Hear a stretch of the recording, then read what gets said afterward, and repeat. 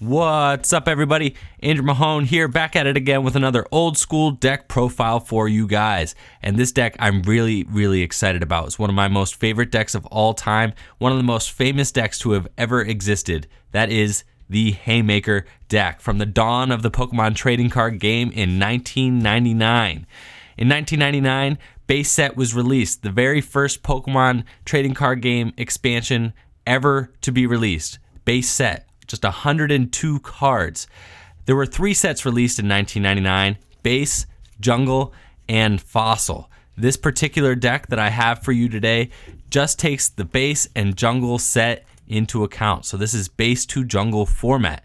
And this is a really fun, enjoyable format to play, in my opinion. It's very skill-based, and really, it's just something fun to do at tournaments if you got some free time between matches. I love bringing my Base Jungle decks around and just being able to play with friends and seeing what kind of strategies existed back then and how the strategies have evolved over the course of time.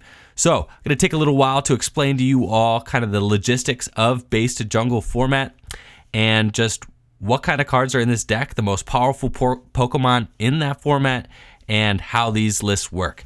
Now back in Base to Jungle, you could attack on the first turn of the game. You could play as many trainer cards as you wanted per turn. There was no such thing as supporters, just like in those Base Neo decks that I was showing you. And there are just so many insanely powerful trainer cards. You have Build, draw 2 cards, Last, which I've gone over. You and your opponent both shuffle all your trainer cards from your hand back into the deck. Gust of Wind, which was like a Lysander, but it's like an item, like Pokemon Catcher, except there were no items. It's just a trainer card. Energy removals, like an automatic, Crushing Hammer, just insanely powerful trainer cards.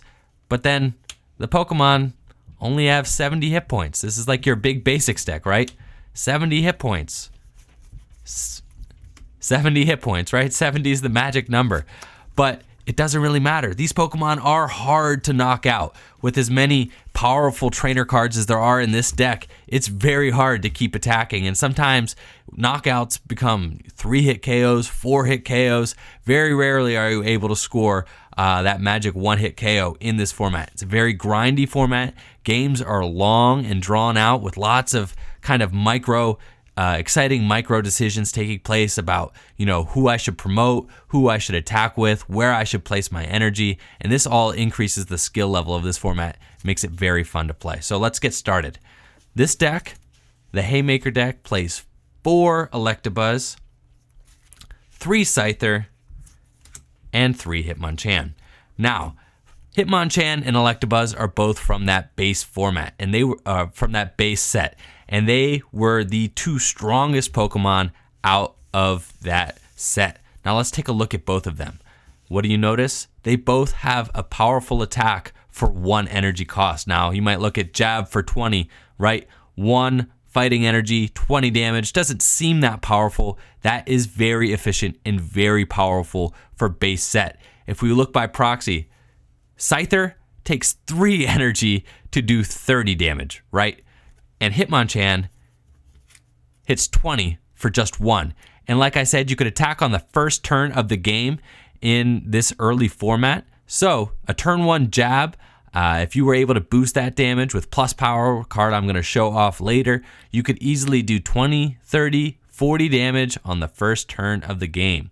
Not to mention, there are weaker Pokemon in this format, like Clefairy, just a 40 hit point Pokemon that's weak to fighting. A turn 1 Jab could mean that you're going to donk your opponent, knock out that Clefairy on the first turn of the game, and take the victory right then and there. Also, Electabuzz, the second most powerful card in this format, happens to be weak to fighting. So, Hitmonchan is the best card to fight Electabuzz, which is the other most powerful card in this format. And before Jungle was released, Hitmonchan really had no counter. There was no very feasible fighting resistant Pokemon that could take on Hitmonchan. They were either just too weak or their attacks were underpowered. There was really no fighting resistant Pokemon that could stand up to Hitmonchan until Jungle was released.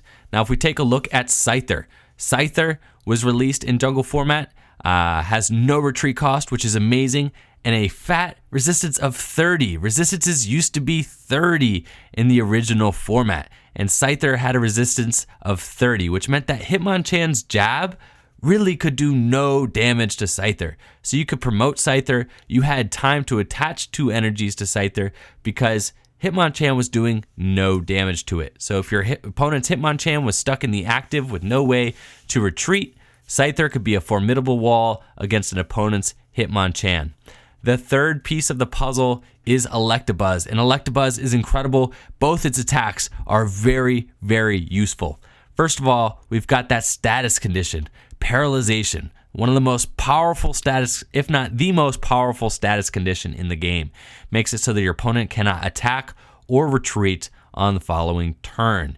So, Thundershock, flip a coin. If heads, the defending Pokemon's now paralyzed. That is very useful for stalling your opponent out, denying them a turn to attack, and just preserving your own Pokemon. If you're on the back foot, flipping a heads on Thundershock can instantly swing the momentum of the game back in your direction. And Thundershock is also perfect because your Pokemon's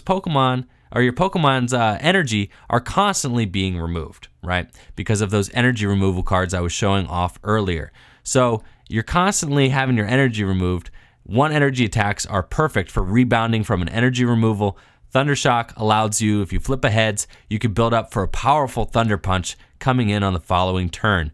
Thunder Punch does 2 energies for a possible 40 damage. That's great numbers. You can see here, by comparison, Hitmonchan takes 3 energies to do 40. So being able to hit 40 damage for just 2 energies with Electabuzz's Thunder Punch is amazing.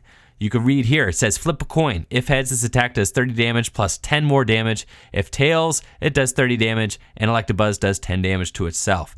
Now that 10 damage drawback is just a small price to pay for such a powerful and low maintenance attack.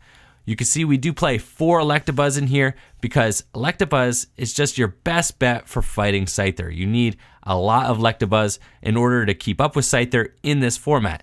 If you just play too many Hitmonchan, you can easily get walled out by Scyther. So you need to play a healthy balance of all 3 of these Pokemon. And all 3 really do a lot of heavy lifting. I mean, you're going to find yourself attacking with all, Electabuzz, Hitmonchan, and Scyther, and reacting to how your opponent is playing their Pokemon, switching, or using this other trainer card that we play, Scoop Up, to get your Pokemon out of the active and promote the attacker that you want. And it's kind of this chess game of just moving your attackers around, maybe gusting up an attacker that your opponent doesn't want active. Say you got a Scyther and you want to bring up your opponent's Hitmonchan, so if they don't have a way to get their Hitmonchan out of the active, then they won't be able to do any damage to your Scyther. There's a lot of skill into how this format is played. And if you are, say to make a mistake, put down a Pokemon that doesn't need to be down, something like that, the mistakes are very costly in this format and can lose you the game pretty easily, which is what makes this format kind of so skill intensive and fun to play. Let's take a look at the trainer cards. Now, see here, we do have our main draw, Professor Oak. Discard your hand, draw 7 cards. Now, you'll notice that we only play 3 of these, and we do play 4 copies of Bill, which is just a vanilla draw 2 cards. Now, that doesn't sound super exciting, but if you think about the effect of draw 2 cards on a card that could be played as many times as you'd like per turn, you don't have to discard any cards to play Bill. Bill is just draw 2 cards. It helps you get the cards that you want into your hand without sacrificing anything in your hand or in your deck. If you think about, by comparison, Acrobike, which is legal in the standard format currently until after Worlds this year.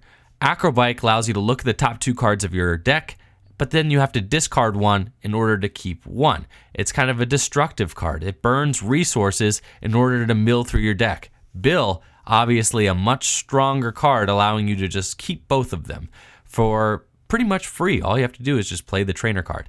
Now, why might you say, why do we only play 3 Professor Oak? Professor Oak is the strongest draw card in format. Discard your hand, draw 7. Why wouldn't you just play 4 of those for consistency's sake? Now, in this format, like I said, it's very skill intensive. It actually is pretty common that if the opponent doesn't know, if someone doesn't know how to play this format, they may deck themselves out. It is very hard to take 6 prizes in this format. So I should warn anybody looking to get into this format, it's not exactly a walk in the park. It's hard to take your 6 prizes. Your energy are constantly getting removed. Your Pokemon are getting paralyzed. There's just a lot of hazing going on, and you're getting last, right? Your trainers are leaving your hand. All of a sudden, there's a lot of hazing going on to your Pokemon, and there's a lot of stuff going on, and there's a lot of resource denial. So the last thing you really want to be doing is just Professor Oaking every turn, ditching your hand and drawing through your deck, because you'll end up decking out before you ever get to take 6 of your opponent's prizes, and you'll just lose that way. So we only played 3 Professor Oaks so that we could draw cards when we need to, but it's really not a card that we want to be playing every turn of the game. We also play 2 of that very powerful Lass, as I talked about before.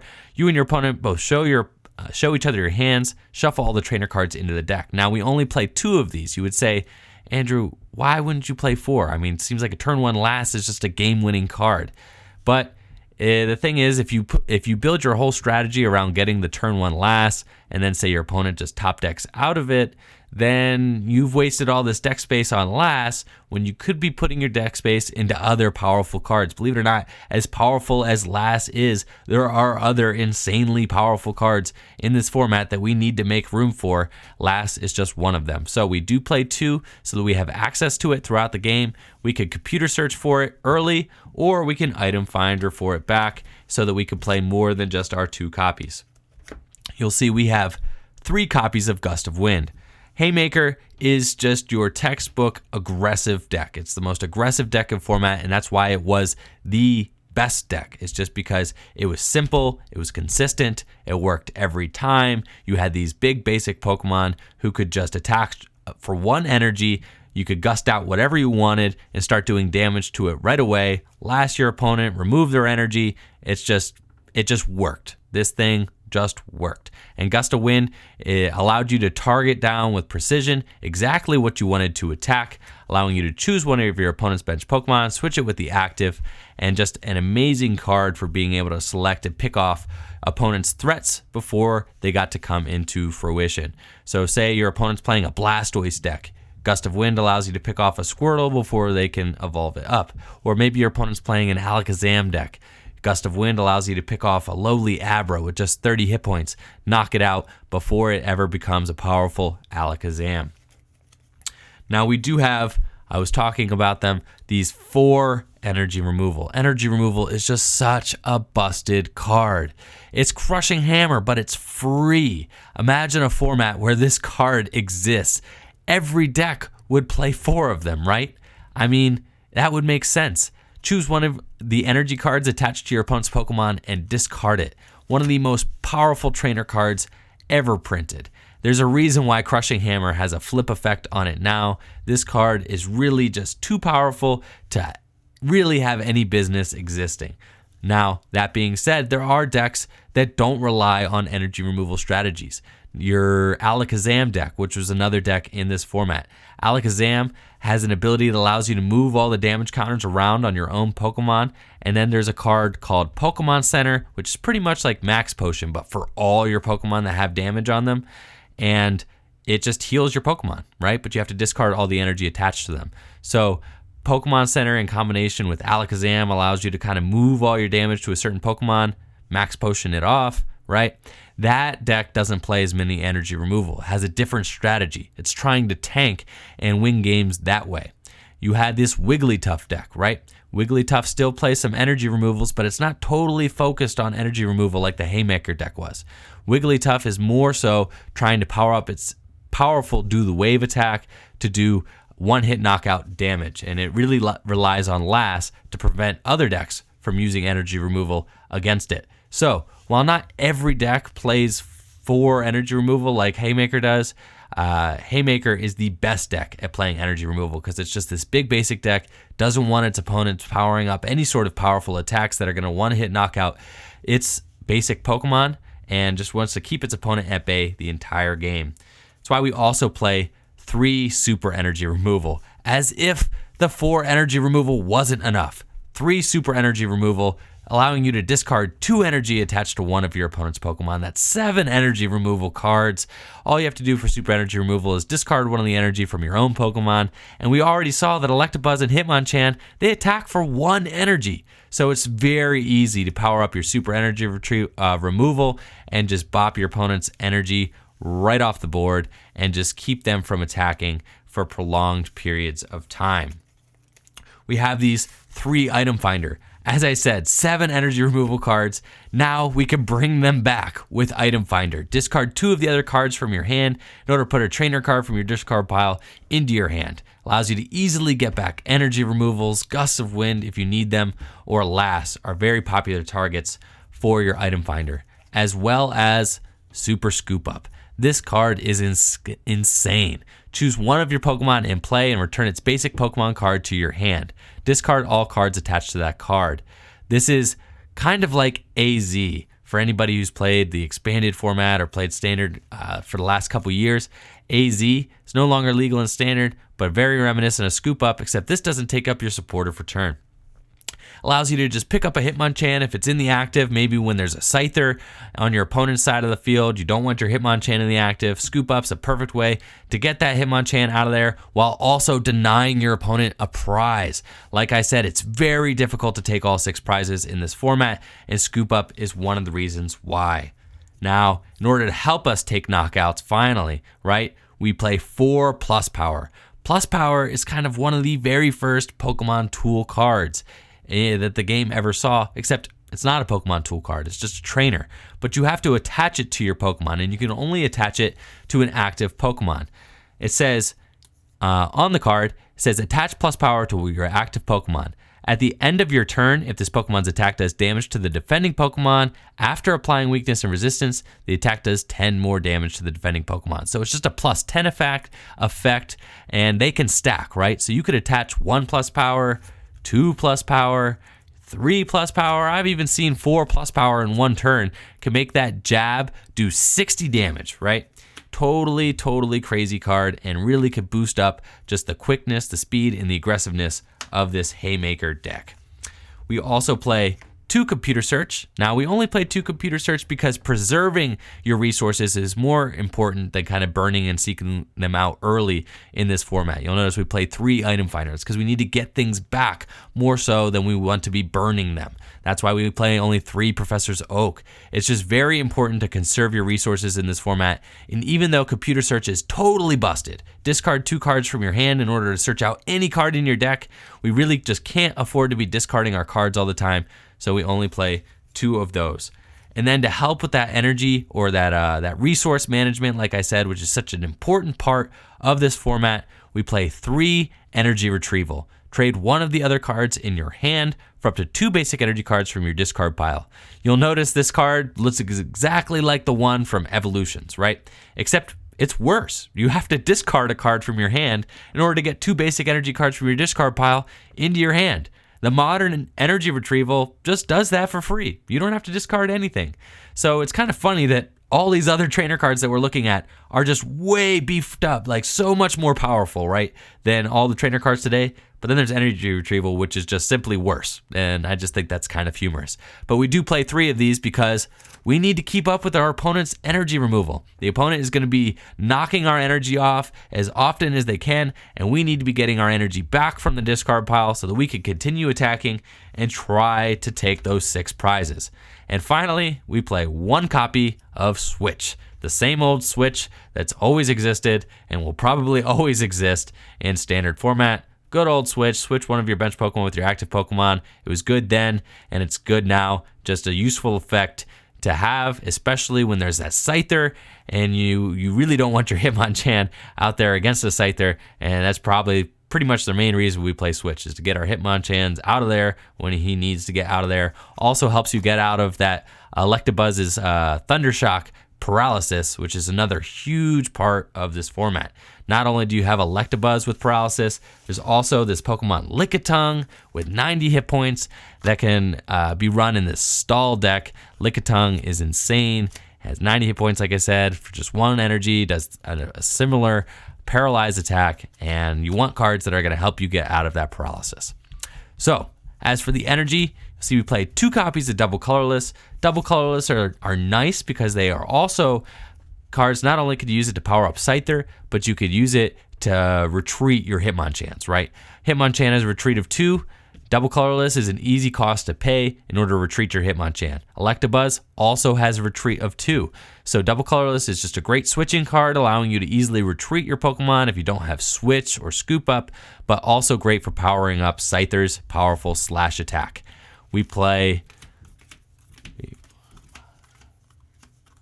8 Fighting Energy and 6 Electric Energy to round out the rest of the energy cost.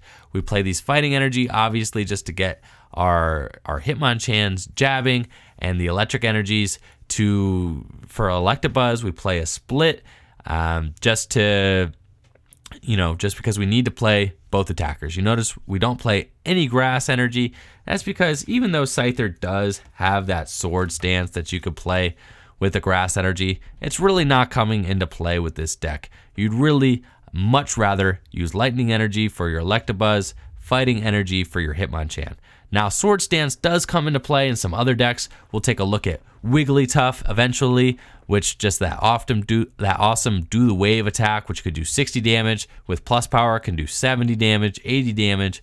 Sword Stance comes into play with those decks because you play colorless attackers, right? So you could afford to play your Grass Energy. So sometimes you might Sword Stance, which can make Scyther's Slash attack do 60 damage on the following turn.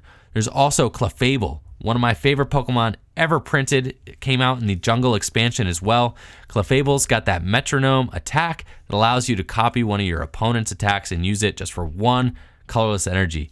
Very similar to Zoroark Break's attack, Foul Play, that just copies the opponent's attack. Metronome from the Jungle set on that Clefable card does the same thing. But at this point, I'm rambling. I would love to get in and talk about more of the decks from this awesome base Jungle format. I'm eventually going to be releasing history of the Pokemon trading card game segments where I talk about each set that's been released, and I would love to just get booster box from each set and just talk about the cards that came out in them. And I'll be working with Darium. Eventually he's going to be cracking those boxes for you. It's just a lot of exciting stuff. Super stoked to be here. Thank you all for watching. Leave me comments, likes, subscribe to the channel. Let me know what you think. Take it easy. Peace.